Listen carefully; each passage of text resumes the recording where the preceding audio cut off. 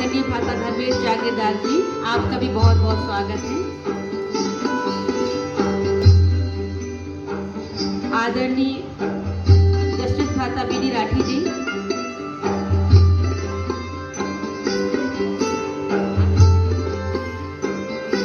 आदरणीय भ्राता संजय व्यास जी, प्रोफेसर वनस्पति विज्ञान होलकर कॉलेज,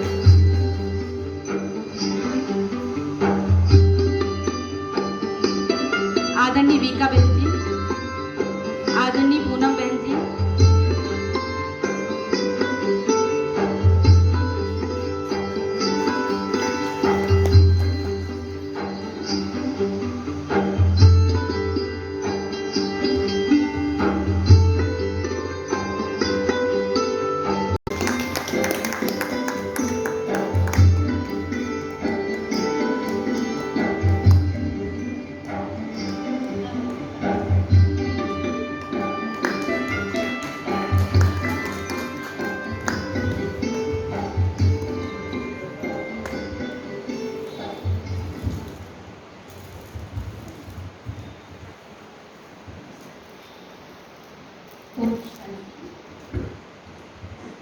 वृक्ष ऑक्सीजन छोड़ते हैं जो मनुष्य के लिए प्राणवायु है।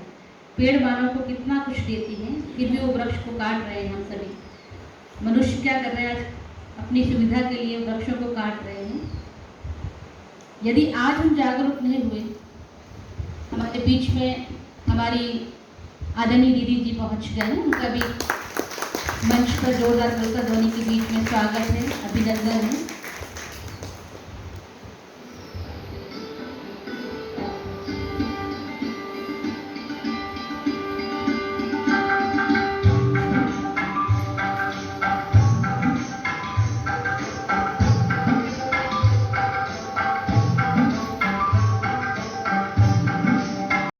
ऑक्सीजन छोड़ते हैं जो मनुष्य के लिए प्राणवायु है। पेड़ मानव को कितना कुछ देते हैं, फिर भी सभी पेड़ को काट रहे हैं। यदि आज हम जागरूक नहीं हुए और वृक्षों की कटाई पर रोक नहीं लगाया तो कुछ देर बाद ये पृथ्वी का विनाश संभव हो। तो विनाश तो नहीं होने देना है, इसलिए एक व्यक्ति एक पेड़ लगाए जिससे ये धरती फिर से हरी भरी हो जाए। इसी विषय को लेकर हमारे बीच में हमारी आदरणीय वीका बहन जी हैं, जो सीनियर राजयोगा शिक्षिका हैं। आप बचपन से ईश्वरीय ज्ञान में हैं और अपनी लौकिक पढ़ाई को पूरा कर अपने संपूर्ण जीवन को ईश्वरीय कार्य में समर्पित कर दिया है। तो मैं आपसे अनुरोध करूंगी कि आज के इस विषय को आप स्पष्ट करें, निकालें।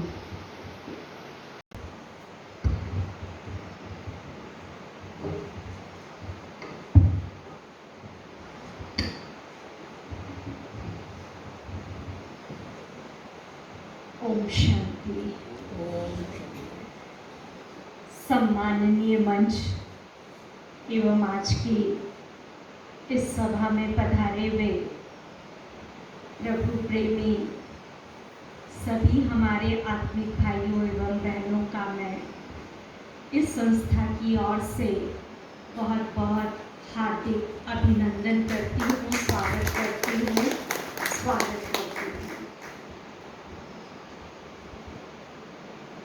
जैसा कि हमारी आशा बहन बता रही थी कि हर व्यक्ति एक वृक्ष लगाएगा और इस वृक्षारोपण को या वृक्ष को, प्रकृति को हम मूल्यों के साथ विकास में लाए।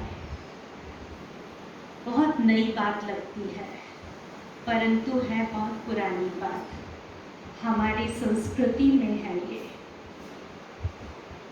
क्योंकि मूल्य ही वो चीज़ है कि जो व्यक्ति, प्रकृति, प्राणी, पशु पक्षी सबको धीरे धीरे कदम उठाकर के विकास करने का सबक देते हैं।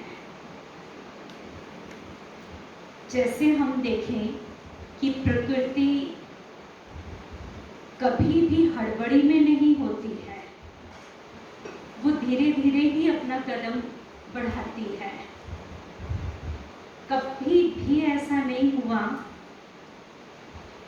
कि कोई भी बीज आज हमने रोपित किया हो और रातों रात वो कल बड़ा होकर के एक विशाल वृक्ष बन गया हो, उसमें फल फूल आदि आ गए हों। नहीं,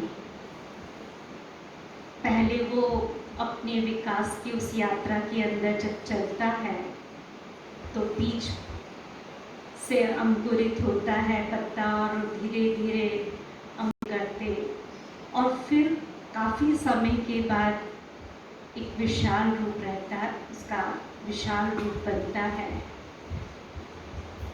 और उसके इस विकास में अनेक लोग सहभागी भी बनते हैं। ठीक उसी प्रकार आज की इस वर्तमान युग कह ले, समय में हम कह ले, हम सब हड़बड़ी में हैं, बहुत जल्दी कुछ पा लेना चाहते हैं, बहुत जल्दी किसी सक्सेस में पहुंच जाना चाहते हैं, और फिर लाइफ के उस स्टेज पे आने के बाद ऊब पैदा होने लगती, बोरिंग, क्योंकि बहुत शॉर्टकट कई चीज़ों में हमने लिया होता है, जिससे हमारी जड़ें लाइफ की ठीक से थमी नहीं होती हैं। वृक्ष जितना उधर अपना जड़ थामता है, उतना ऊपर अपने कद को भी बढ़ाता है, तो बैलेंसिंग लाइफ उसकी चलती है। तो मूल्य क्यों ज़रूरी है?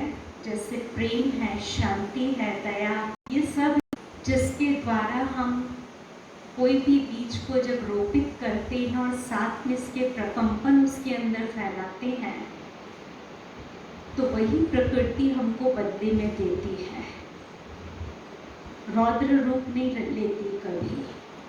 धरती का वो एक समय था जब वो धरती हमारी, यही वो धरती इन प्रकृति के द्वारा पल्लवित थी, बहुत सुंदर रूप था। पशु पक्षी जब भी उसके आसपास मंडराते थे, पक्षियाँ बैठती थी तो सुंदर सुंदर गीत गाते थे, और उनकी ही आवाज़ों से हम उठते थे।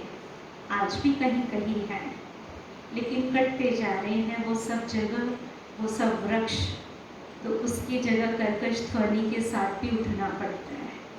फिर दूसरी तरफ हम देखते हैं ऑक्सीजन की तो सबसे बड़ी बात उठी ही है, लेकिन यही वो वृक्ष है जिसके नीचे बैठ के हमारे बड़े संतों ने, महात्माओं ने, तपस्वियों ने तपस्या की और इस भूमि को कुछ दिया।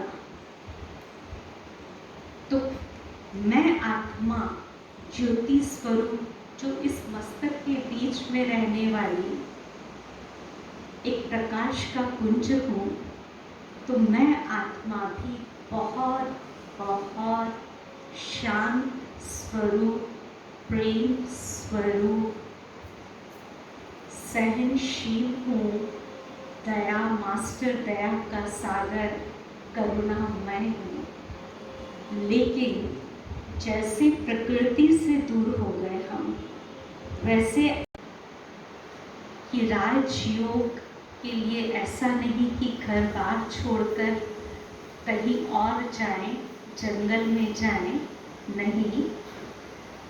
योग अर्थात राजयोग अर्थात अपनी ओर आए और स्वयं को उस सुप्रीम पावर के साथ, परमात्मा के साथ अपना कनेक्शन जोड़े और उनसे शक्तियाँ लेकर के, और फिर प्रकृति को भी उन शक्तियों का, गुणों का दान दें अपने संकल्प शक्ति के द्वारा।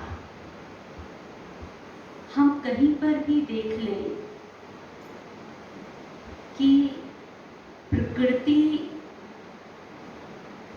है जिनके संकल्प शुद्ध होते, पवित्र होते, शक्तिशाली, पॉजिटिव होते हैं, वो बहुत सुंदर रूप से वृद्धि को पाती है।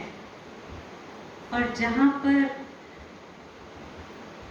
मांस, मंदिरा आदि आदि ऐसी ऐसी चीज़ें होती हैं, उसका खान पान और शोषण होता है, तो प्रकृति पर भी उसका असर आता है, क्योंकि मेरा स्वयं का शरीर भी उन्हीं 5 तत्वों से बना है प्रकृति के, पृथ्वी, जल, अग्नि, वायु, आकाश।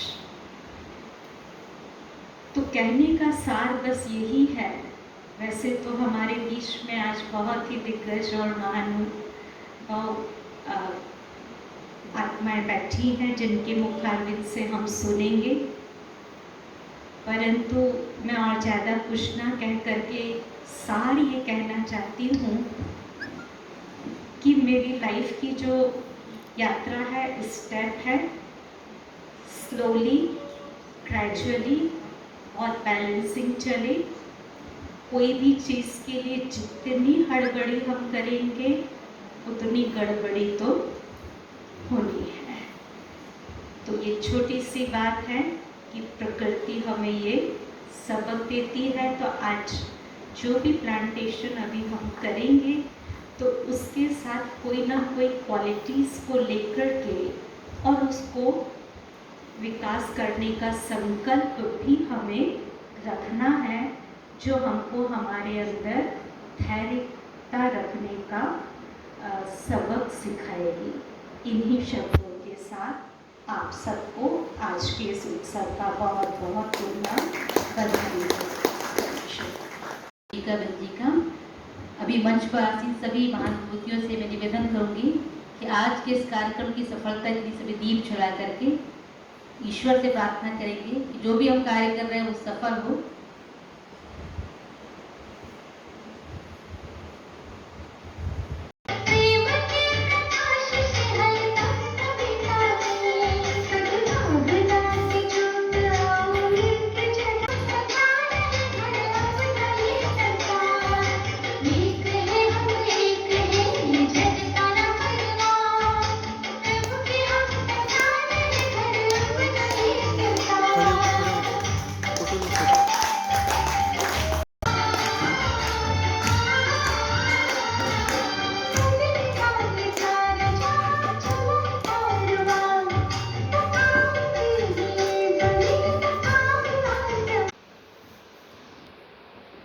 समय है पेड़ लगाने का, अधिकतम पेड़ लगाना है।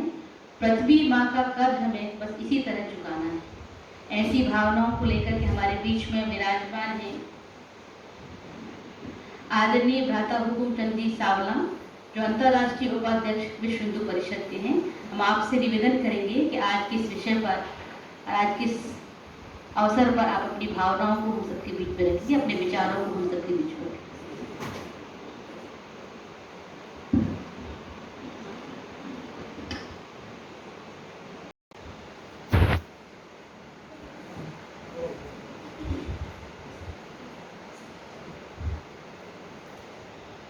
सम्मानीय मंच, विश्व वंदनीय मातृशक्ति, मेरे देश बंधुओं, धर्म बंधुओं,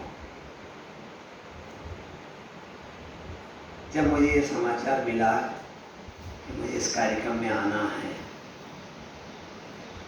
तो मैंने सबसे पहले प्रतिक्रिया की कि मैं भाषणबाजी मत करो, काम की बात करो।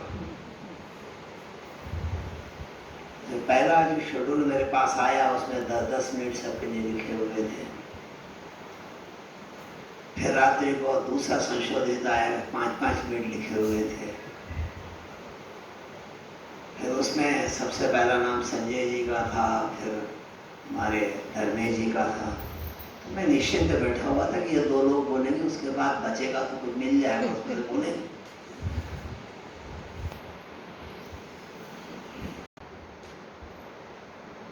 मनुष्य जिस प्राणवायु से जीता है वह 24 घंटे में 21,600 श्वास लेता है।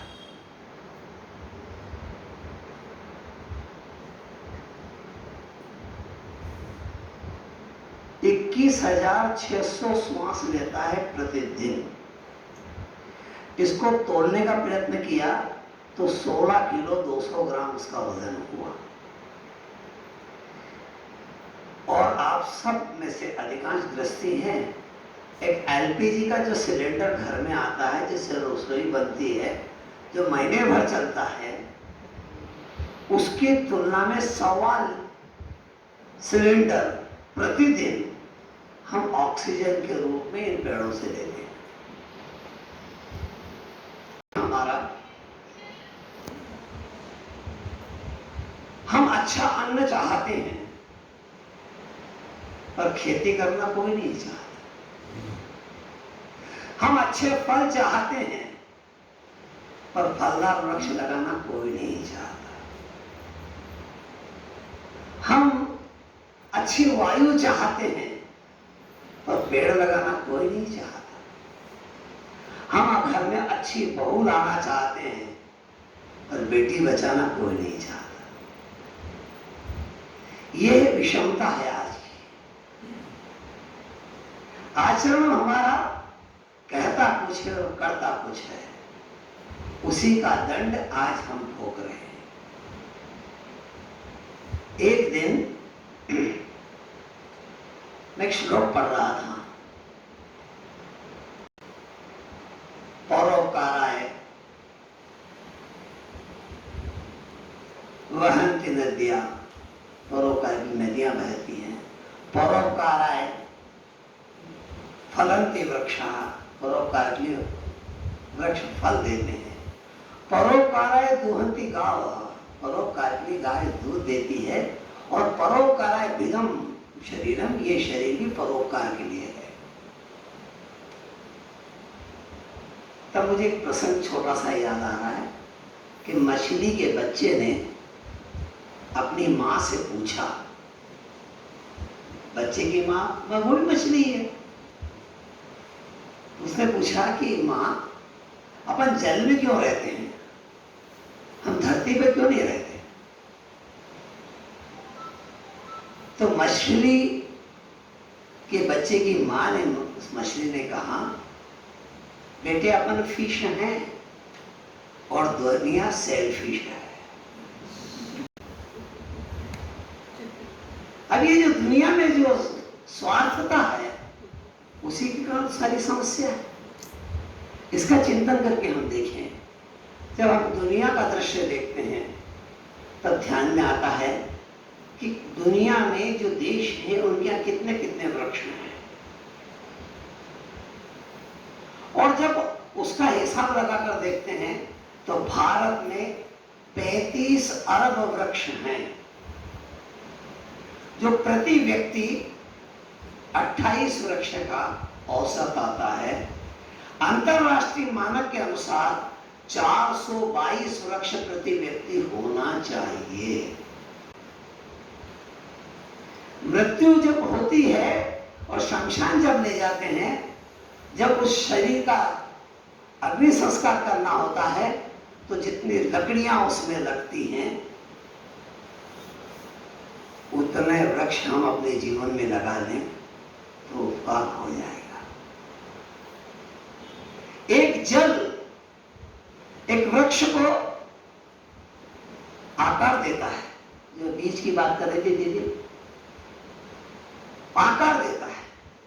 वो बड़ा होने लगता है तो धरती में जहां जल रहता वहां से सिंचन शुरू करता है, और बड़ा होता है तो जितना गहरा जाता है वहां से वो जल लेना शुरू करता है। जीवन भर जल के बल पर वो बड़ा हो जाता है।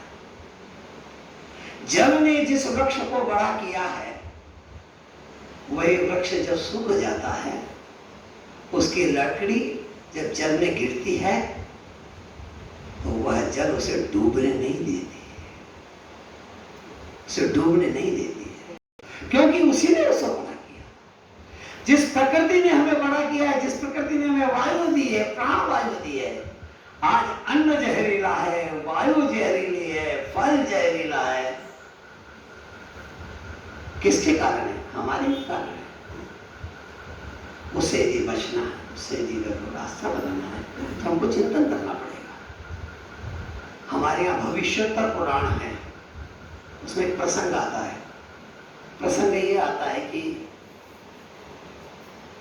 युधिष्ठिर भगवान कृष्ण से पूछते हैं कि प्रभु ये तप तपस्या साधना करना और स्वर्ग को प्राप्त करना, ये तो ठीक है अपनी जगह, कोई सरल रास्ता बताइए ना प्रभु, आप सरल मार्ग बताइए। तो उन्होंने भविष्य तो पुराण में श्लोक कहा है, अश्वत्थमेकम पिचुकत्वमेकम, अश्वत्थमेकम पिचुमत्तमेकम नगरोधमिलवानिलकम 10 चिंचकाणी पंचामरोपी नरकम न गच्छेत। 21 वृक्ष बताए हैं। बड़ का एक पेड़, कबीर का एक पेड़, नीम का एक पेड़, 10 इमली के पेड़, 5 आम के पेड़, 1 आंवले का पेड़, पीपल का पेड़ और कबीर का पेड़, ऐसे 21 वृक्ष लगाने वाला व्यक्ति नरक में नहीं जाता है। एक पीपल का वृक्ष 24 घंटे में 2250 लीटर कार्बन डाइऑक्साइड लेकर 1750 लीटर ऑक्सीजन बनाकर इस मनुष्य को देता है।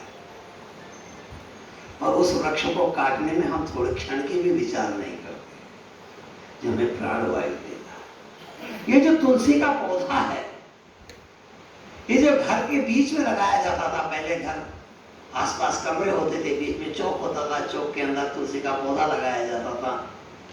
और क्यों लगाया जाता था? एक तुलसी का पौधा 24 घंटे में 3.5 लीटर ऑक्सीजन हमें देता है, कार्बन डाइऑक्साइड। तुलसी का पौधा होता है, वहां नेगेटिविटी नहीं होती, नकारात्मकता नहीं होती, सकारात्मकता होती है। एनाफिलिसिस नाम का जो मच्छर है, उसके 15 फीट के दायरे में नहीं आता, जिसके काटने से मलेरिया फैलता है। घंटों इस सारे विषय पर चर्चा की जा सकती है।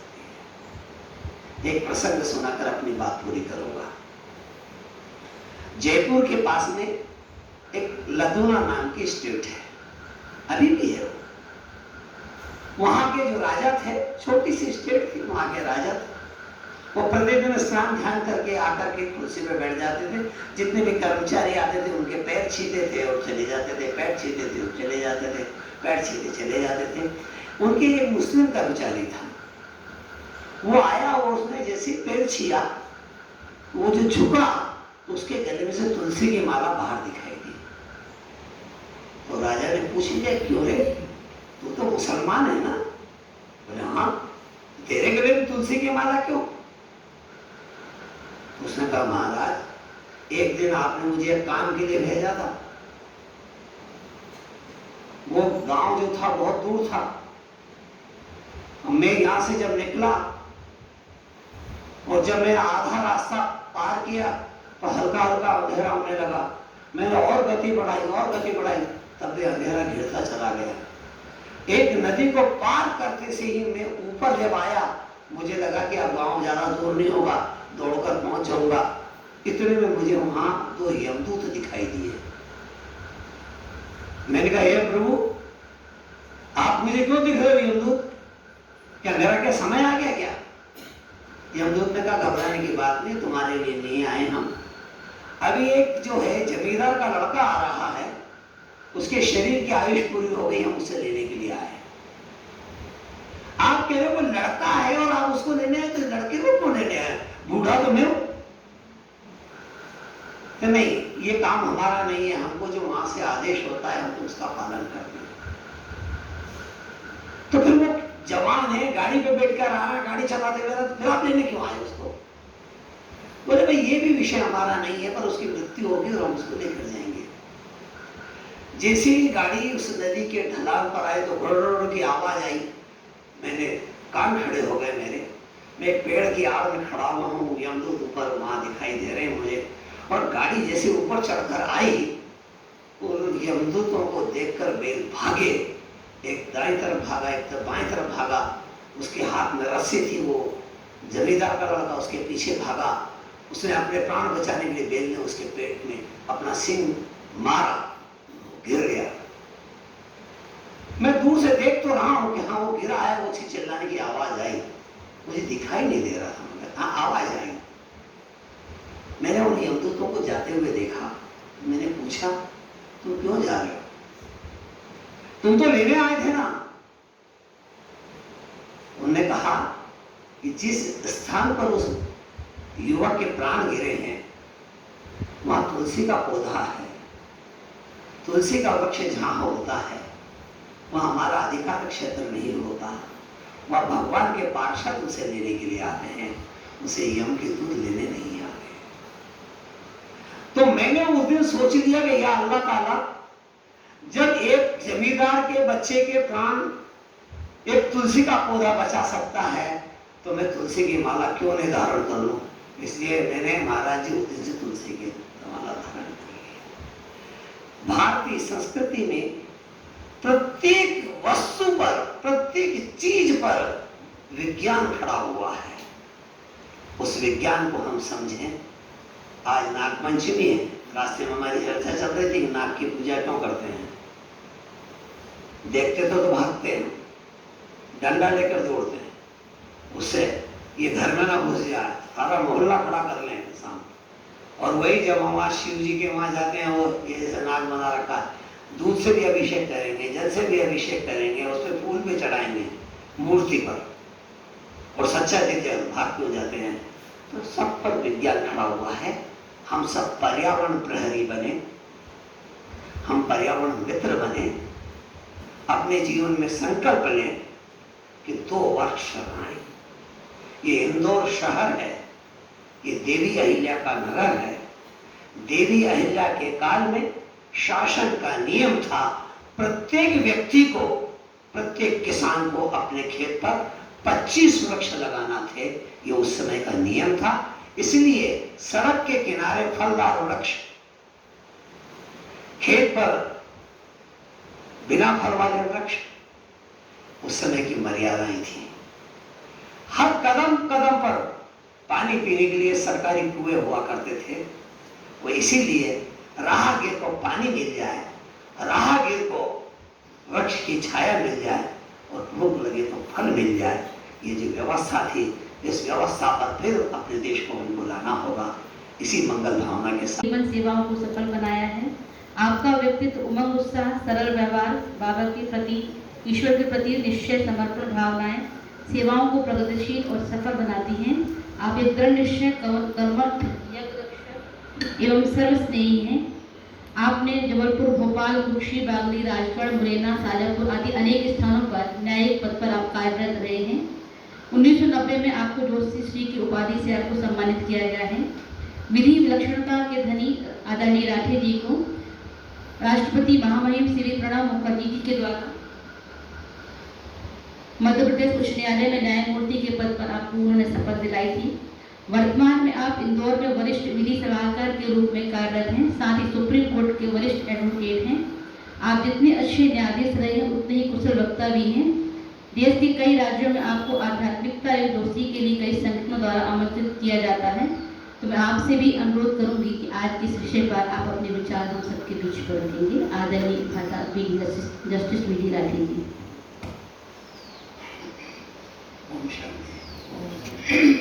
Thank you Ashutosh ji. मंच पर आसीन परम श्रद्धेय हमारे इंदौर जोन की इंचार्ज आदरणीय आरती बहन जी, हमारे अंतर्राष्ट्रीय उपाध्यक्ष विश्व हिंदू परिषद के, जिन्होंने बहुत ही अच्छा अभी जो खुद कह रहे थे कि लेक्चर की आवश्यकता नहीं, पर सुनने से ऐसा लगा कि घंटों बोलते रहे सांगला जी। तो आदरणीय हुकुमचंद जी, सांवला साहब, भ्राता आदरणीय संजय व्यास जी, धर्मेश जागीदार जी, सुरेश गुप्ता जी, आदरणीय निका बहन जी, पूनम बहन जी, आशा बहन जी, आप सभी आदरणीय भाई बहन, आप सबका बाबा के इस महासभा में बहुत बहुत अभिनंदन, स्वागत, वंदन। अभी हमारी विका बहन ने भी और सावला साहब ने तो बहुत अच्छी तरह से बताया प्रकृति हमें क्या देती है, और यदि हम उसको रिटर्न नहीं करें तो क्या नुकसान होते हैं, क्या फायदे हैं, और किस प्रकार से उमंग उत्साह दिलाया कि वृक्षारोपण बहुत आवश्यक है।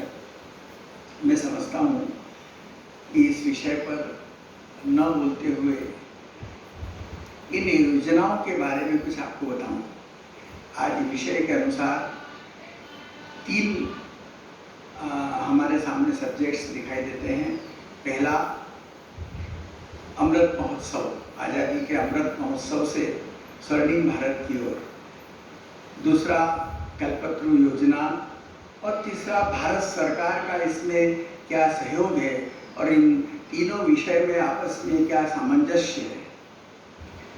पहली बात करें तो आप सभी को पता है 13 मार्च 2021 को हमारे देश के गौरवशाली आदरणीय प्रधानमंत्री मोदी जी ने अहमदाबाद में साबरमती आश्रम से उद्घाटन किया आज़ादी के अमृत महोत्सव का। 75 वर्ष पूरे हो रहे हैं 15 अगस्त को। और फिर 13 मार्च इसलिए चुना कि उसी दिन 1930 में 13 मार्च को दांडी यात्रा प्रारंभ हुई थी महात्मा गांधी जी की। उसको स्मरण करते हुए उस दिन उसका इनॉग्रेशन किया प्रोग्राम का। फिर उसी प्रोग्राम को लॉन्चिंग हुआ ब्रह्मा कुमारी आश्रम के इंटरनेशनल हेडक्वार्टर माउंट आबू में, वो 20 जनवरी 2022 को। और ये अभी 15 अगस्त को 75 वर्ष को पूरे हो जाएंगे, किंतु यह प्रोग्राम जो चलेगा वह 2023 तक चलेगा। उसके पीछे जनमानस की, भारत देश की, पर्यटन विभाग की, संस्कृति विभाग की, भारत सरकार के एक ही मानसिकता है कि जन जन तक और आने वाली पीढ़ी को और देश विदेश में ये परचम लहराया जाए और उन लोगों को जानकारी दी जाए कि इस देश को किस प्रकार से आज़ादी कितने बलिदान के बाद प्राप्त हुई और आज़ादी का क्या महत्व है। इन सब पर विशेष रूप से लोगों का ध्यान आकर्षित हो, यही उद्देश्य को लेकर विशेष रूप से अमृत महोत्सव मनाया जा रहा है। और फिर इसमें एक लाइन और जोड़ते हुए ब्रह्मा कुमारी आश्रम ने अंतर्राष्ट्रीय अमृत महोत्सव जो हमारा मना आज़ादी का, उसमें स्वर्णिम भारत की ओर एक कड़ी और जोड़ी कि हम भी आपके 75 सप्ताह के 2023 में जो पूरे होंगे 15 अगस्त को, तब तक हम भी विभिन्न योजनाओं के माध्यम से सरकार के हर प्रोग्राम में पूरा सहयोग देंगे। ये तो एक विषय हुआ। दूसरा विषय कल्पतरु योजना क्या है। 2020 की बात है, हमारे ब्रह्मा कुमारी संस्था के सेक्रेटरी जनरल आदरणीय भाई साहब निर्वेद जी के रूम में बैठे हुए थे। उस समय एक दिनेश भाई हैं गुजरात के, वो IT डिपार्टमेंट के प्रमुख हैं, और एक बंगाली भाई हैं, वो सब बैठे हुए थे। और निर्वेद भाई ने कहा कि आप लोग जितनी 20-21 विंग है अलग अलग आपकी, वो तो अपने अपने फील्ड में सेवा करते हो। जैसे जुरिस्ट विंग है तो न्याय विभाग की सेवा करते हो, कृषि विंग है, ग्राम विकास विंग है, महिला विंग है, राजनीतिक आदि आदि। पर ऐसा कोई प्रोग्राम लॉन्च करो, ये 2020 की बात, तो जिसमें सारी विंग, बीमार, अच्छे, बच्चे, वृद्ध, महिला सभी भाग ले सकें। तो दिनेश भाई को कहा कि खास हम तुम्हारे ऊपर ये जिम्मेदारी डालते हैं। तो उस भाई को बड़ा आश्चर्य हुआ कि मैं तो IT वाला हूँ और इंफॉर्मेशन टेक्नोलॉजी वाले क्या कर पाएंगे। किंतु वो सोच चली और फिर 2 साल तक वो मंथन चला उस पर, और फिर एक कल्पतरु योजना बनी। उस कल्पतरु योजना को अप्रैल में जब वार्षिक मीटिंग थी, तब जो जयंती बहन है लंदन की इंचार्ज, उनको ये बताई, उन्होंने उसमें थोड़ा बहुत संशोधन किया। और फिर ये 5 जून 2022 को जो 50वां अंतर्राष्ट्रीय पर्यावरण दिवस था, तब ये योजना लागू हुई। इस योजना के लिए कल्पतरु एक ऐप है मोबाइल में, आप खोलेंगे तो बड़ी इजीली डाउन हो जाती है, वो डाउनलोड हो जाती है। और उसमें आपकी व्यक्तिगत जानकारी भी नहीं मांगता है वो, सिर्फ आप कल्पतरु लिस्ट खोलोगे प्ले स्टोर में, तो आप उसको क्लिक करो, वो आपके पास आ जाएगी। उस ऐप के बनाने के पीछे मकसद ये है कि एक व्यक्ति 75 सप्ताह तक, 75 दिनों तक, 5 जून 2022 से 25 अगस्त 2022 तक 75 दिन होते हैं। इन 75 दिनों में, और ये 75वां दिन क्यों चुना गया, क्योंकि हमारे संस्था की जो मुख्य प्रशासिका रही दादी प्रकाश मणि जी, उनका स्मृति दिवस है। उस दिन तक के लिए योजना बनी, हालांकि आगे भी चलेगी। तो इन 75 दिन में प्रत्येक व्यक्ति एक वृक्ष लगाए और 75 लोगों को जागरूक करे। साथ ही जो व्यक्ति जो पौधा लगाए वो उस ऐप में रजिस्टर्ड करे। तब रजिस्टर्ड होने के बाद जो इसकी एक समिति बनी हुई है, वो आपको पूरी जानकारी देगी कि आपने ये पौधा जो लगाया है इसको कैसे आपको पालन पोषण करना है, समय समय पर क्या करना है, कब पानी देना है, कितना पानी देना है, कितनी गर्मी चाहिए, कितनी मिट्टी चाहिए, कितना खाद चाहिए, आदि आदि। साथ ही इस योजना का एक और महत्व है कि आज इसकी जो आवश्यकता पड़ी, जैसा अभी सावला जी ने बहुत अच्छा प्रकाश डाला कि हम बिल्कुल जागरूक नहीं हैं, कि प्रकृति के प्रति हम बिल्कुल आभार व्यक्त नहीं करते हैं, धन्यवाद नहीं देते हैं, और जबकि प्रकृति हमारे हर काम में सहयोग करती है। ये सब मनुष्य की, मानव मस्तिष्क की, मन की विकृति के कारण है। मनुष्य के मन में सेल्फिशपना और उसको केवल अपना ही जो दिखाई देता है, और ये जो दूषित है, पर्यावरण दूषित होता है, ऐसे ही मन के संकल्पों में जो दूषितपना आ गया है, उसके कारण हम प्रकृति को डैमेज करते हैं। इसलिए इस कल्पतरु योजना में एक तरफ तो हम वृक्षारोपण करेंगे और दूसरी तरफ हमारे मनुष्य मन में जो व्यक्ति वृक्षारोपण करेगा उसको मानव मूल्यों का रोपण भी उसके मस्तिष्क में किया जाएगा इस ऐप के द्वारा। क्योंकि समय समय पर उस व्यक्ति को कहा जाएगा कि आपने जैसे सपोज तुलसी का पौधा लगाया है तो इसका ऐसे ऐसे लालन पोषण अपना है, और साथ में 5 जो विशेष ह्यूमन या कहें कि डिवाइन वर्च्यूज होते हैं, देवी गुण, उसकी धारणा भी उनको कराई जाएगी, राजयोग भी सिखाया जाएगा, ताकि उनके मन से वो जो पॉल्यूशन है वो दूर हो और उसको वृक्षों के प्रति, प्रकृति के प्रति एक जागरूकता पैदा हो। दोनों काम एक साथ चलेंगे और उस जागरूकता के साथ साथ वो उस वृक्ष का और साथ साथ अन्य प्रकृति का भी, दूसरी प्रकृति का भी पोषण करने का उसमें एक विचार उत्पन्न हो, मात्रा उत्पन्न हो। तीसरी बात, इसमें जो वृक्षारोपण होगा इस कल्पतरु योजना के तहत 2 प्रकार के, एक तो वो वृक्ष लगाए जाएंगे जो फल देते हैं, और दूसरे वो वृक्ष लगाए जाएंगे जो औषध देते हैं, औषधि के। बाकी फूलों के वृक्ष या इस प्रकार के वृक्ष इस लगाए भले कोई नुकसान नहीं है, परंतु इसमें नहीं है उस योजना में। तो इस प्रकार से कल्पतरु योजना है। हमारे देश में आज तो 5000 से ज़्यादा सेवा केंद्र हैं और उसकी कई गीता पाठशालाएँ हैं और हजारों भाई बहन हैं, और जब हम सब ये अभी कर रहे हैं हर जगह जगह, तो आप विश्वास मानिए, और करीब करीब आंकड़े पहुंच रहे हैं 40 लाख वृक्षारोपण 25 अगस्त 2022 के पहले पूरा हो जाएगा।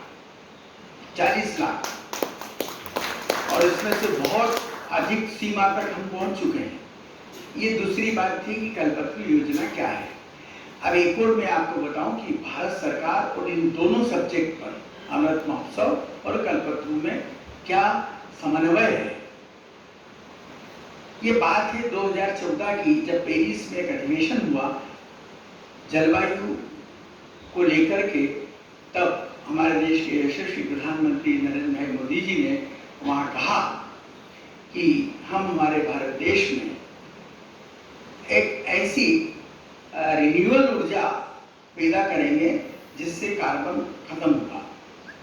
इसके बारे में मैं आपको बताता हूँ कि जो प्रकृति है वो 5 तत्वों की, ये जो शरीर है 5 तत्वों का, और इन शरीर में हम जो आत्मा विराजमान है, तो ये जो जीवात्मा है इसमें और प्रकृति में बड़ा समन्वय है। प्रकृति मनुष्यात्मा के बिना नहीं रह सकती और मनुष्य आत्मा प्रकृति के बिना नहीं रह सकता। यदि आप ध्यान से देखेंगे, यदि हम कोई भी मनुष्य आत्मा परेशान है या आजकल की भाषा में कहें कि मूड ऑफ हो गया या मन नहीं लग रहा या घूमने की इच्छा है, तो दौड़कर प्रकृति की गोद में ही जाता है वो। चाहे बर्फीले पहाड़ों पे जाए, चाहे बगीचों में जाए, चाहे कहीं प्रकृति की सैर सपाटे पे जाए, वहाँ जाकर वो आनंद की अनुभूति करता है। यही बात जब प्रकृति के जंगलों में आग लगती है, भूकंप आते हैं, तमाम दूसरी समुद्री तूफान आते हैं, तब यही मानव जाति के लोग वहाँ जाकर आग बुझाते हैं और वो दूसरे भी खामियों को दूर करते हैं। इस प्रकार दोनों में बड़ा समन्वय है। बहन जी 2 मिनट लूँगा मैं आपका। हाँ तो वो एक समन्वय है।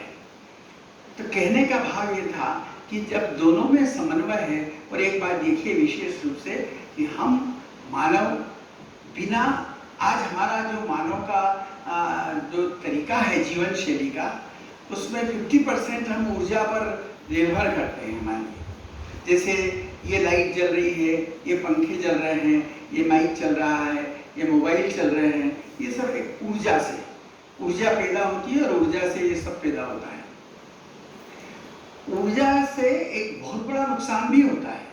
ये हमको जहाँ जीवन देती है ये ऊर्जा, वही इसकी नेगेटिविटी है कि ये कार्बन का उत्सर्जन करती है, कार्बन पैदा होता है इसमें। और जब कार्बन पैदा होता है तो प्रकृति को बहुत बड़ा नुकसान पैदा होता है, और न केवल प्रकृति को, मनुष्य आत्माओं को भी।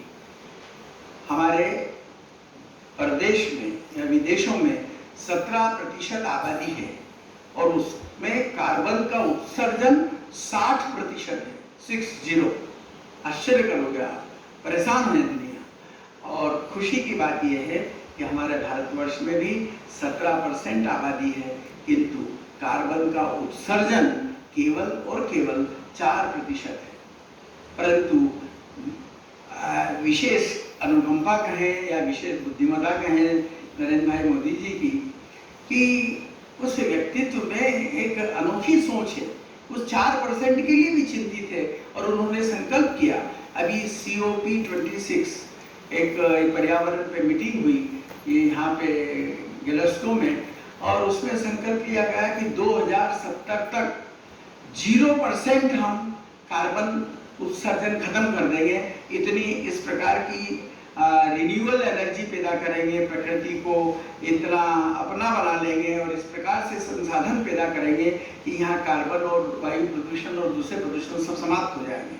उस दिशा में हमारी भारत सरकार बहुत जोरों पे काम कर रही है। आज देखो गडकरी जी आए थे, आज ही न्यूज़पेपर पढ़ रहा था मैं, वो बोल के गए कि मैं तो सारी सौगात देने को तैयार हूँ। सावला जी ने भी याद करा ली उनको, लेकिन आप भी मुझे यहाँ प्रकृति में इंदौर के जो प्रदूषण है उसको दूर करने में सहयोग करें। तो किस प्रकार से हुआ कि ये जैसे लाइट में 38 करोड़ LED बल्ब प्रदान किए गए, आपको मालूम हो तो भारत सरकार ने। दूसरा, आपने देखा होगा कि एक संकल्प लिया गया है कि 2030 तक सारे भारतवर्ष में इलेक्ट्रिफिकेशन हो जाएगा और सारी ट्रेन इलेक्ट्रिसिटी से चलेगी। तो इन साधनों से क्या होगा, कार्बन का उत्सर्जन खत्म होगा, समाप्त होगा और कम होता जा जाएगा। एक संकल्प लिया था पेरिस में कि 173 गीगावाट, मेगावाट नहीं, एनर्जी हम पैदा करेंगे जिसमें कार्बन की मात्रा बहुत कम हो। और ये बहुत खुशी की बात है। और आज सारे फॉरेन वाले भारत देश की दाद दे रहे हैं कि हमने 2030 तक का टारगेट था, किंतु हमने अभी 150 गीगावाट ये रिन्यूएबल एनर्जी प्राप्त कर ली है। इतनी बड़ी अचीवमेंट हमको मिली। दूसरा, एक बहुत जो ज्वलंत समस्या है कि विश्व में जो भूमि है उसका बड़ा आजकल भूमि का बड़ा वो हो रहा है, क्षरण का है। आज जो नए नए शहर बसते हैं, नए नए फैक्ट्री के रसायन छोड़े जाते हैं, उससे सारी भूमि दूषित होती जा रही है, पहाड़ काटे जा रहे हैं, ये भी प्रकृति को नुकसान करती है। तो इसके कारण आप देखिए वाटर लेवल कहाँ चला गया, और आज ग्लोबल वार्मिंग कितनी हो रही है, मॉइस्चर खत्म हो रहा है पृथ्वी का। तो उसके लिए भी हमारी भारत सरकार बहुत काम कर रही है, जिसमें वृक्षारोपण भी एक चीज है। तीसरी जो बहुत बड़ी बात है वो औषध। एक समय था जब आंवला, बेहड़ा और बिलपत्र और कितने प्रकार की औषधि के पौधे सब जगह पाए जाते थे, आज समाप्त होने लगे हैं। उसके लिए भारत सरकार काम कर रही है। ब्रह्मा कुमारी संस्था भी, हम सब बहुत भाग्यशाली है और हम आभार भी व्यक्त करते हैं हमारी संस्था का, हमारी संस्था के यज्ञवत्सों का, कि इस योजना में किस प्रकार, ऐसी कोई बात नहीं हुई थी, पर ऑटोमेटिक प्रकृति ने कैसा समन्वय बिठाया कि हम वृक्षारोपण कर रहे हैं, मानव मस्तिष्क से ये प्रदूषण दूर कर रहे हैं। और इस वृक्षारोपण के कारण जो भाई साहब ने बताया अभी सावला जी ने, जो ऑक्सीजन जनरेट होती है उससे कार्बन का उत्सर्जन कम होता है, नई एनर्जी पैदा होती है, प्रकृति के सौंदर्य में बढ़ावा होता है और आपको ऑक्सीजन देती है। भूमि का क्षरण रोकते लिए, और तीसरा इसी वृक्षारोपण से औषध जो लगाए जाते हैं हमारी योजना के तहत, 2 प्रकार के वृक्ष, एक फल वाले और दूसरी औषधि वाले, उससे औषधि भी प्राप्त होगी जो क्यूरेटिव है। इस प्रकार से आज के तीनों सब्जेक्ट में ब्रह्मा कुमारी आश्रम, भारत सरकार और सारे जनमानस का बहुत अच्छा समन्वय है। उसके लिए आप सब बहुत बहुत बधाई के पात्र हैं, और आप सबको बहुत बहुत थैंक्स कि इतने गंभीर विषय पर आप यहाँ एकत्रित हुए। Thank you very much. माता जी को जीवन का आधार वृक्ष है, धरती का श्रृंगार वृक्ष है, प्राण वायु दे रहे सभी को, ऐसे परम उदार वृक्ष है। ऐसी वृक्षों के समान उदारता रखने वाली हमारे बीच में विराजमान हमारी आदरणीय आरती दीदी जी, जो बचपन से इस ईश्वरीय ज्ञान में है। मात्र 12 वर्ष की आयु में आप इस विद्यालय के संपर्क में आए और यहाँ आते ही आपने अपना पूरा जीवन समर्पण करने का निश्चय कर लिया, और पिछले 55 वर्षों से आप पूर्ण समर्पित होकर के इंदौर जोन की और मध्य प्रदेश छत्तीसगढ़ की जोनल इंचार्ज के रूप में आप कार्य करते हैं। आपने लाखों हजारों भाई बहनों के जीवन को श्रृंगारित कर, ज्ञान से श्रृंगारित कर उनके जीवन को खुशहाल बनाया है, और आपके सानिध्य में 500 से अधिक ब्रह्मा कुमारियाँ जो आपके दिशा निर्देश में बहुत अच्छे से आपकी पालना में पलकर अनेक आत्माओं के जीवन को खुशहाल बना रही हैं। तो ऐसी आदरणीय दीदी से भी अनुरोध करूंगी कि आप अपने दिल के उद्गार हम सबके बीच में रखें। आदरणीय दीदी जी। ओम शांति। आज हम प्रकृति की बात कर रहे हैं। प्रकृति तो बहुत कुछ देती है। अभी आपने पूर्व वक्ताओं से बहुत सी बातें सुनी। प्रकृति हमको मॉरल वैल्यूज़ भी सिखाती है। मॉरल वैल्यूज़ कैसे? आज एक वृक्ष जो फलदार होता है वो कितना झुक जाता है, अर्थात नम्रता का गुण हमें प्रकृति से मिलता है कि कैसे हमको नम्र बनकर चलना है। आज वृक्ष, छायादार वृक्ष अपनी छाया में शीतलता उत्पन्न करते हैं, और कैसे हम उसके अंदर बैठकर नीचे बैठते हैं तो हमें भी शीतलता का अनुभव होता है। और साथ साथ जो वृक्ष हैं वो हमें राह दिखाते हैं कि हमें भी उनके समान अन्य आत्माओं को दाता बनकर देना है। तो वृक्षों से हम बहुत सी वैल्यूज़ को सीखते हैं, और वृक्ष ही जीवन है, और वृक्ष ही सब तरफ अगर लगाए जाएं तो प्रकृति बहुत हमको प्राप्ति कराएगी। हर चीज़ प्राप्त तो कराती है, पर साथ साथ हमारे स्वास्थ्य का भी ध्यान प्रकृति रखती है। और प्रकृति के आधार पर अगर हम चलते हैं तो बहुत कुछ हमें प्राप्त होता है। आज मैं बहुत समय नहीं लूँगी आप सबका। आप सब समय निकाल कर यहाँ आए हैं और आकर आपने वक्ताओं को सुना, उसके लिए बहुत बहुत आप सबको धन्यवाद। ओम शांति। विज्ञान की आदरणीय संजय व्यास जी, आपसे भी हम निवेदन करेंगे कि आप भी अपने विचार हम सबके बीच में रखेंगे।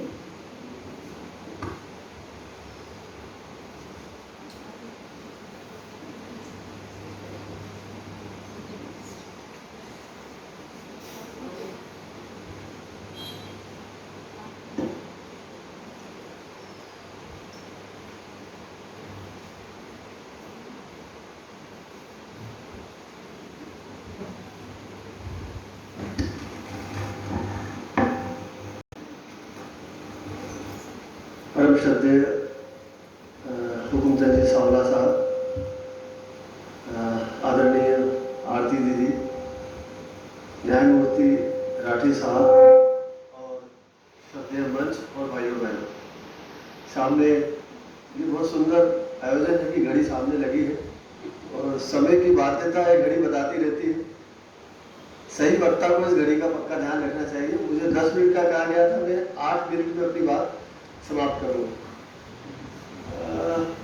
वैसे हुकुमचंद जी सावला साहब को मैं हमेशा बोलता हूँ, उन्हें सबसे आखिरी में वक्ता के रूप में रखना चाहिए। अगर सबसे पहले आप बोलेंगे तो बाकी किसी वक्ता का वो इम्पैक्ट जो श्रोताओं का आना चाहिए वो नहीं आना चाहिए। उन्होंने विज्ञान और अध्यात्म दोनों को जोड़ के, उनका दोनों पे बड़ा जबरदस्त प्रभाव है। विज्ञान और अध्यात्म को जोड़ के जो वो बात कहते हैं, वो बात जो अध्यात्म को जानते हैं वो विज्ञान से दूर रहते हैं और विज्ञान से दूर रहना चाहते हैं। लेकिन वही एक ऐसे व्यक्ति हैं जिन्होंने अध्यात्म को विज्ञान से जोड़ के रखा है, जिससे कि सांच को आंच नहीं। जो विज्ञान पढ़ते हैं वो कहते हैं कि हमें आप बता दो करके, तो हम आपकी बात पर विश्वास करेंगे। तो वो विज्ञान और अध्यात्म दोनों को जोड़ के बताते हैं, जिससे कि न मानने का कोई सवाल ही नहीं। मैं 2-3 बात कहूँगा कि अभी जो पर्यावरण की स्थिति है, उस पर्यावरण की स्थिति को जो पर्यावरण वैज्ञानिक है बहुत डरा के बताते हैं। वो आंकड़े बताते हैं, वो ये बताते हैं हमें कि 1944 में जो है 40% फॉरेस्ट था इंडिया में, अब हमारे पास 8%, 12%, 13% फॉरेस्ट हिंदुस्तान में है।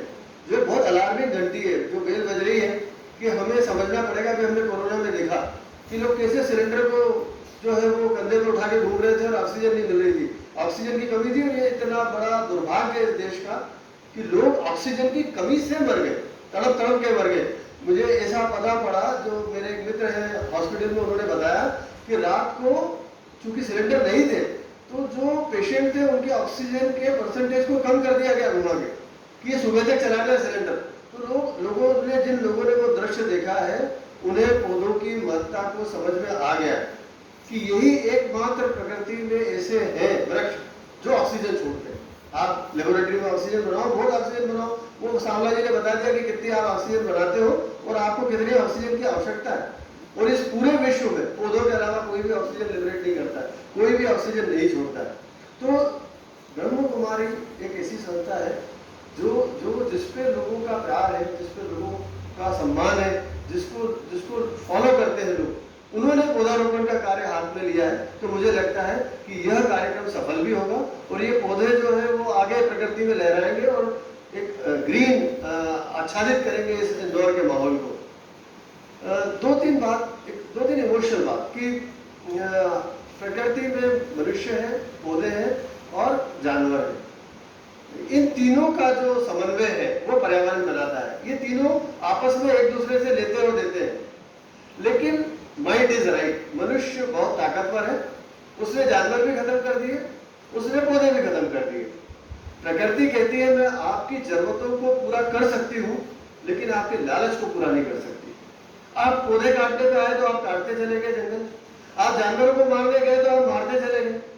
पुराने राजा महाराजा मचान लगाते थे शिकार के लिए और ऊपर से निशाना लगा के शेर को मारते थे।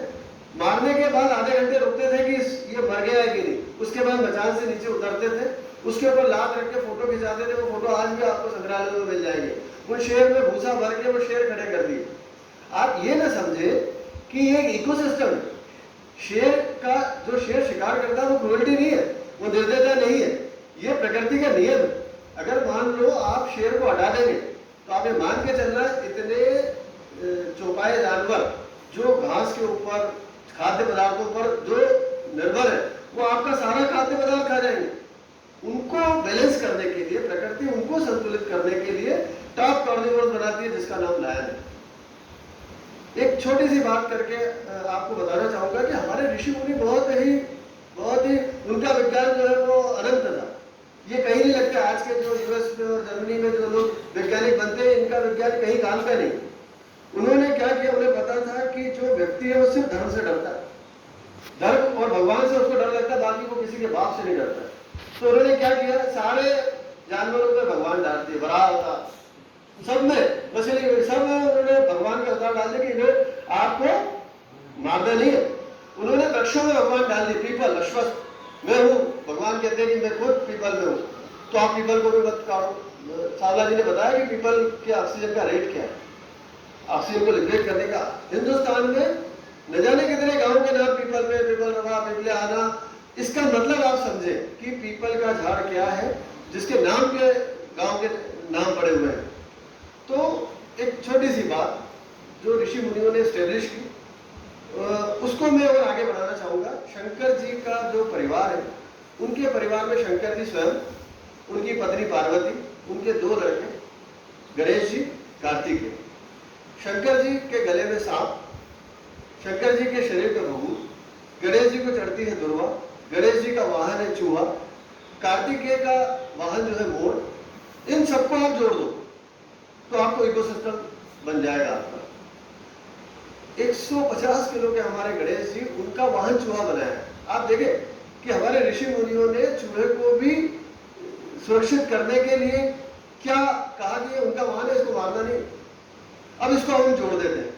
जो हमारा प्राइमरी प्रोड्यूसर है वो है घास, उस पर डिपेंडेंट है चूहा, चूहे पे डिपेंडेंट है सांप, सांप पे डिपेंडेंट है मोर, मोर पे डिपेंडेंट है कार्निवोरस, टॉप कार्निवोरस। अब ये पूरी एक चेन है, इनमें से किसी को भी आप निकाल लोगे, अगर आप सांप को निकाल लोगे तो इतने चूहे हो जाएंगे कि आपका खाद्यान्न खत्म हो जाएगा। अगर आप टॉप, मैंने पहले बताया, आप टॉप कार्निवोरस को निकाल लेंगे तो ये इतने हो जाएंगे कि आपका खाद्यान्न खत्म हो जाएगा।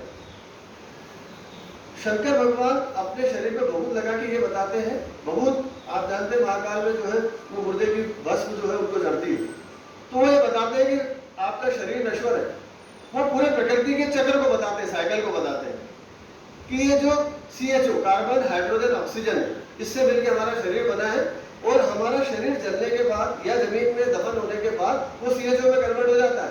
मतलब ये चक्र है, वाटर साइकिल, पानी गिरता है, पानी इवैपोरेट होता है, वापस से पानी आता है, चक्र है। नाइट्रोजन का चक्र है, फास्फोरस का चक्र है, मनुष्य का चक्र है। तो प्रकृति में सभी का चक्र है, साइकिल है। आपकी ये परमानेंट धरती नहीं है, आप यहाँ के मालिक नहीं है। आप यहाँ पे आए, आप जमाने भर की करोड़ों की संपत्ति इकट्ठी करते हैं और प्रकृति को बिगाड़ के जाते हैं, इसको नष्ट करके जाते हैं, आपकी नहीं है। एक बहुत सुंदर सा पोस्टर लगा था हाईकोर्ट के सामने, जिसमें 3 बंदरों को बताया गया था और नीचे लिखा था, वो तीनों बंदर जो है वो हाथ जोड़ के बैठे हुए थे। नॉर्मली वो गांधी जी के 3 बंदर बताते हैं, लेकिन वो एक उल्टा दृश्य था कि वो तीनों हाथ जोड़ के कह रहे हैं ये प्रकृति हमारी भी है।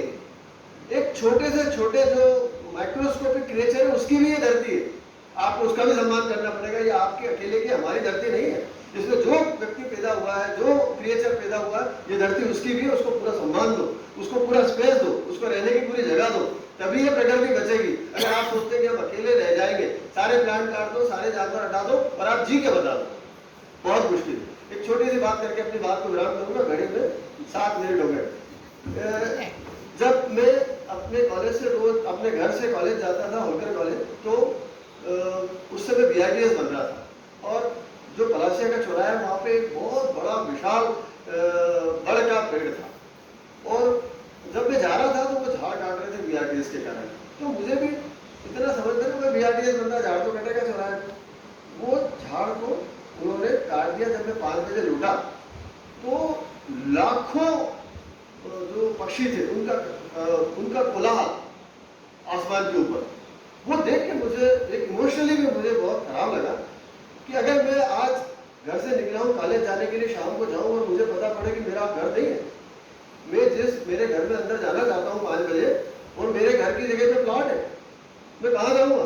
ये सोच कितनी खराब है। और वो घर उनका पक्षियों का हजारों साल से था, वो आपने काट दिया और वो पक्षी वहाँ पे कोलाहल कर रहे, उनके बच्चे थे, उनके घोंसले थे, उनके अंडे थे, उनके छोटे बच्चे थे और आपने काट दिया। तो मेरा एक ही विनम्र निवेदन है कि पौधारोपण कार्यक्रम सतत चलने देना चाहिए। राधे जी ने बहुत सारे आंकड़े दिए, बहुत सारी योजनाएं बताई। अगर ये सब योजनाएं हैं सरकार की और ये योजनाएं सफल होने जैसी है और होने वाली है तो एक सुखद दृश्य है। ऐसे दृश्य बहुत बार आए हैं और बहुत बार गए हैं, लेकिन ज्यादा परिवर्तन नहीं हुआ। ईश्वर करे कि जो उन्होंने कहा वो सब योजनाएं जो है वो कागज पे न रहे, वो योजनाएं मैदान में आए और लोगों को इसका फायदा मिले। लोगों में सबसे बड़ी चीज कि जब सुबह व्यक्ति शौचालय में जाता है और उसे दफन करना होता है तो नीम के झाड़ को काट के, छोटा सा पौधे को काट के और दफन करता हुआ निकल जाता है। ये अज्ञानता है। हमें सिर्फ लोगों को लर्निंग करना है, उन्हें शिक्षा देना है कि पौधों का महत्व क्या है। जिस दिन आप लोगों को सिखा देंगे कि पौधे का क्या महत्व है, पौधे तो अपने आप लग जाएंगे। आपको पता है प्रकृति ने बीजों को पंख दिए। कौन जंगल में पौधे लगाने जाता है? कोई नहीं लगाने जाता है। कौन जंगल में पौधों को पानी देने जाता है? कोई नहीं। आपको बहुत ज्यादा परेशान होने की जरूरत नहीं है। आप थोड़ी देर प्रकृति को साइलेंट छोड़ दो, ये प्रकृति अपने आप आच्छादित हो जाएगी। ये जो बीज होते हैं इनकी फलियां फटती है और इनके बीज उड़ते हैं हवा में और ये जाके लगते हैं जंगल में, अपने आप जंगल बन जाता है। आप लगाने जाते हैं, इतने लाखों स्क्वायर करोड़ों स्क्वायर फीट का जो जंगल है वो आपने लगाया, आपके परदादा ने लगाया, किसी ने नहीं लगाया, ये प्रकृति ने लगाया। ये प्रकृति का समन्वय है आपसे, पौधे, जानवर और मनुष्य, ये तीनों का समन्वय ही इस प्रकृति की सुंदरता है, इसको बनाए रखना चाहिए। इन्हीं शब्दों के साथ बहुत बहुत धन्यवाद आपको। बहुत बहुत धन्यवाद। स्टेज के ऊपर हमारे बैठे और सामने बैठे सब महानुभावों को मेरा नमस्कार। वैसे बोलने के लिए कुछ बचा नहीं है, जब गुरुजी बोल देते हैं, वरिष्ठ लोग बोल देते हैं, मेरे लिए कुछ बचा नहीं। पर हाँ, मैं इतनी बात जरूर कहूँगा, दो चीज़ हमेशा महसूस करता हूँ। एक, पानी का लेवल बहुत नीचे चला गया और गर्मी बहुत ज़्यादा हो रही है। ये दोनों ही चीज़ प्रकृति से जुड़ी है, पेड़ों से जुड़ी है, हम लोग लगाएंगे तो हमारे लिए अच्छा है। ये दो चीज़ सामने दिख रही है। मैं भी इससे ज़्यादा समय नहीं लूँगा क्योंकि मुझे नहीं लगता कुछ बोलने के लिए बचा है। धन्यवाद। बहुत बहुत धन्यवाद। एक लाइन पहले मैं कहना चाहती कि जैसे कहते हैं कोई भूखा मनुष्य होता है और उसको अन्न और जल दे दो तो उसकी प्यास और भूख तृप्त हो जाती है। तो वर्तमान समय सातों गुणों के वाइब्रेशंस अगर हम इस प्रकृति को देना, थैंक्स।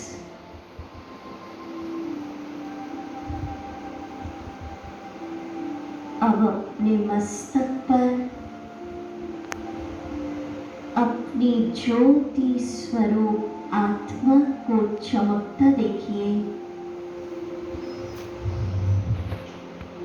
मैं सातों गुणों से भरपूर आत्मा, मेरा निज स्वरूप पवित्र, शांत, आनंद, प्रेम, सुखमय है।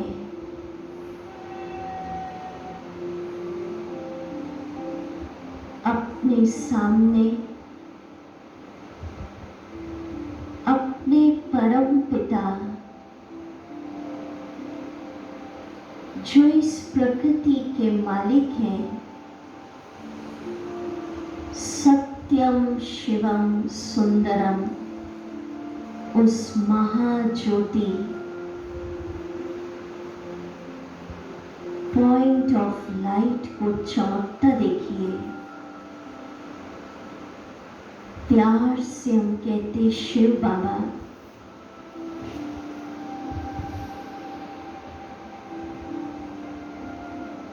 अनुभव करें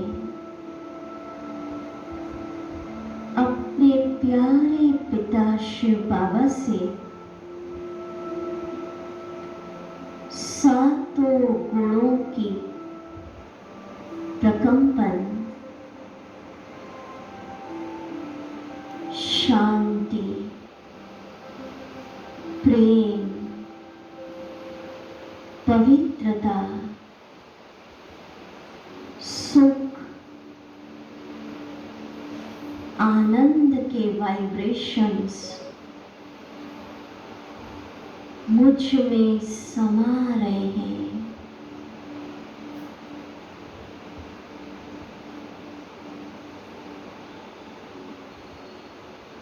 मैं आत्मा सुख, शांति, खुशी, पवित्रता के वाइब्रेशन से चार्ज हो गई।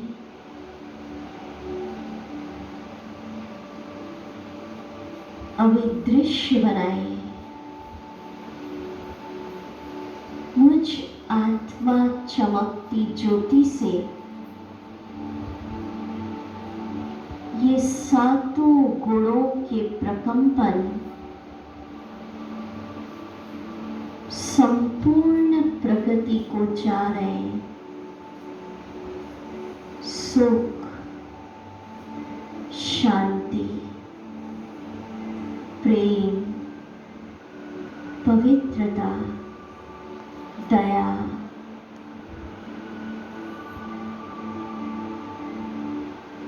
जल, वायु, अग्नि, धरती, आकाश, वृक्ष, पेड़ पौधे, जीव जंतु, समस्त प्रकृति को ये सातों गुणों के प्रकंपन मेरे द्वारा पहुंच रहे,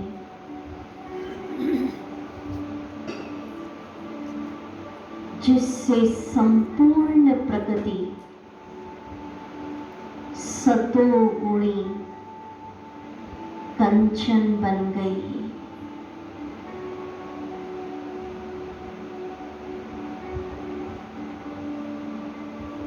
ओम शांति।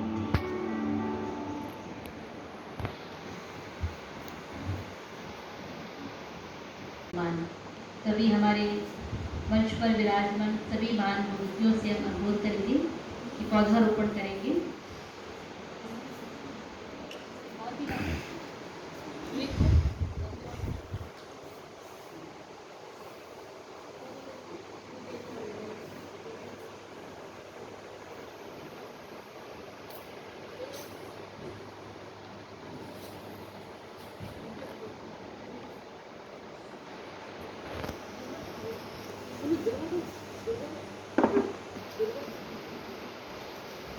कर देंगे।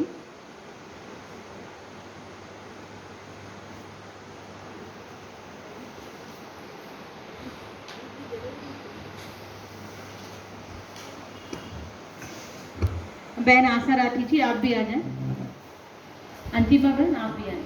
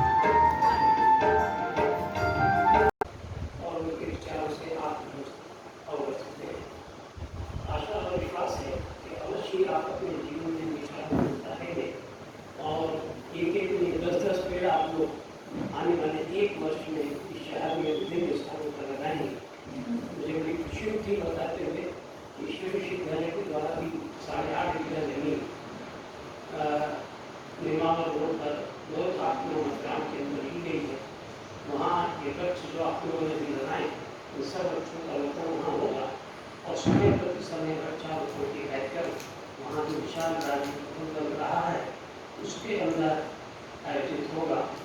ओम शांति। पुनः आप सबका बहुत बहुत आभार। ओम शांति।